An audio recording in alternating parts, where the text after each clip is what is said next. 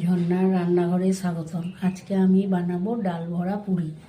প্রথমে ময়দাটা মেখে নিব, রসুন কাঁচা লঙ্কা আদা বেটে নিব, আর এই ময়দার মধ্যে দিব জোয়ান দিলাম, তেল দিলাম আর লবণ দিলাম। এবার ময়দাটাকে আর সামান্য চিনি দিলাম। এবার ময়দাটাকে মেখে নেব, ডালটা বেটে নেব আর ময়দাটা মেখে নেব। ডালটা বেটে নিয়েছি, এটাকে মাখিয়ে নিচ্ছি আর সামান্য লবণ দিব অল্প।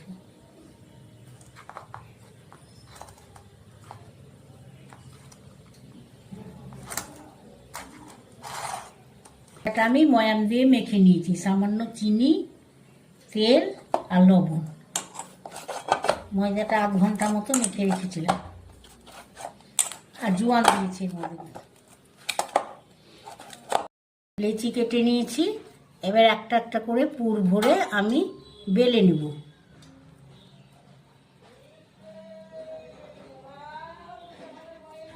বেলে আপনাদেরকে দেখাচ্ছি।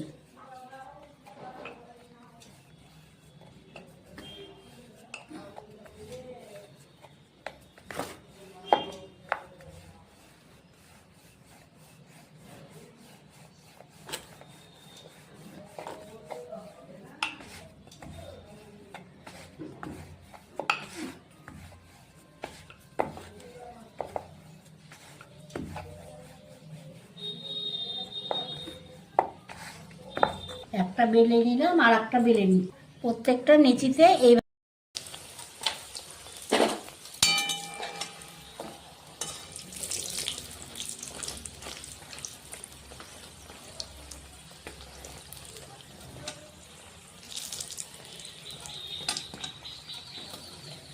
ভাজা হয়ে গেল। আমি এবার তুলে নিলাম, দিয়ে দিলাম।